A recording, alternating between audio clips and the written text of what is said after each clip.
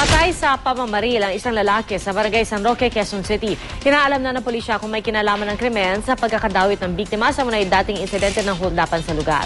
Balita natin ni Bami Alegre.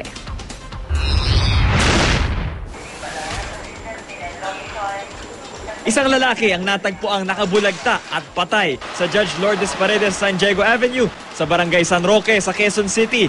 Isang tricycle driver ang napadaan daw sa lugar at nakita ang biktimang duguan at may mga tama ng bala. Agad daw ito inireport sa barangay. Kinilala ang lalaki na si Rodolfo Herno alias Jong, 29 na taong gulang.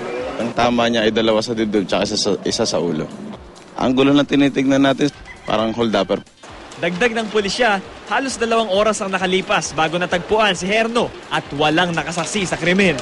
Ayon sa isa niyang kababata na nagpakilalang si Paulo, bagamat mabait naman daw si Herno, ilang beses na daw itong labas-masok sa kulungan. Tuwing pupunta ako sa kulungan, nakikita ko siya. Yun ang alamin natin. Kung mayroon siyang previous cases, kung mayroon siyang mga kaso, yun ang alamin natin sa ngayon. Bam Alegre, GMA News.